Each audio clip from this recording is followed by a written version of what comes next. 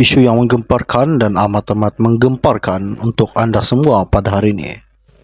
Mahkamah Tinggi Kuala Lumpur membenarkan permohonan ahli Parlimen Kinabatangan Bung Mokhtar Radin dan isterinya Zizi untuk membatalkan perintah supaya mereka membela diri dalam kes rasuah yang melibatkan 2,8 juta ringgit Malaysia.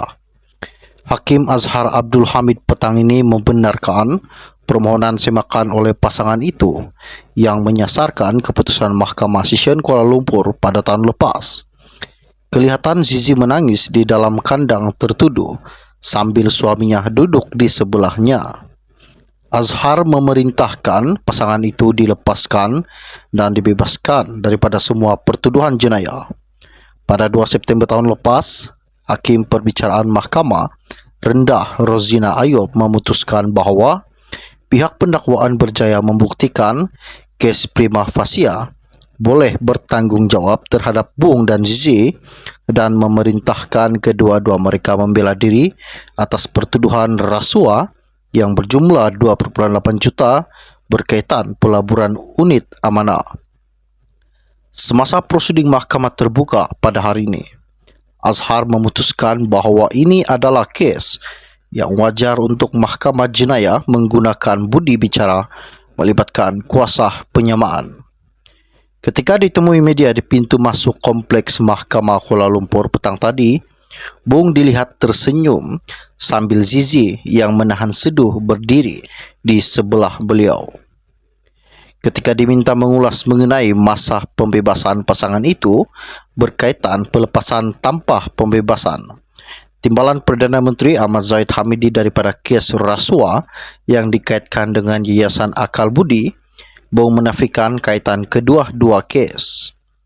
Dua saksi pendakwaan terbabit ialah saksi ke-24 Ejen Public Mutual Madhi Abdul Hamid dan saksi ke-25 Perunding Unit Amanah Nur Haili Ahmad Mokhtar.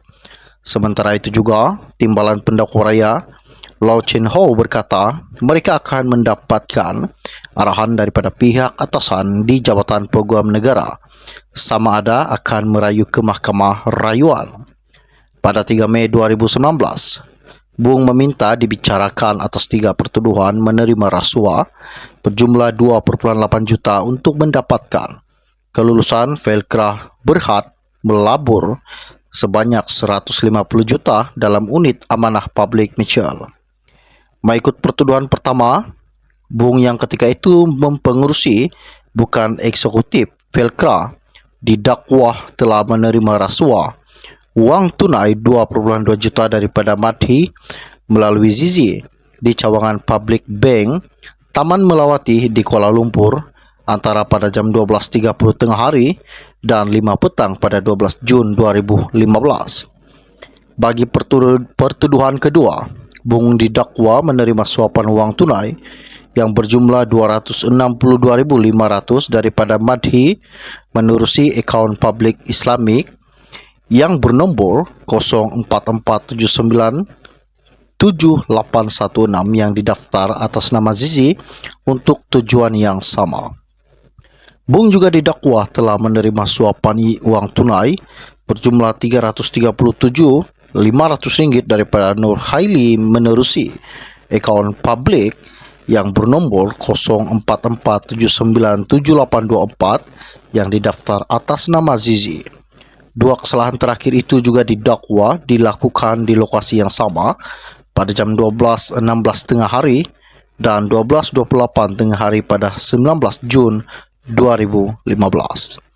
Zizi turut didakwa telah menerima wang tunai berjumlah 337,500 daripada Nur Haili atas nama Zizi sebab dan di tempat yang sama pada 19 Jun 2015. Dan manakala juga Zizi menghadapi 3 pertuduhan bersubahat dengan suaminya berhubung perkara itu di tempat, tarikh dan masa yang sama.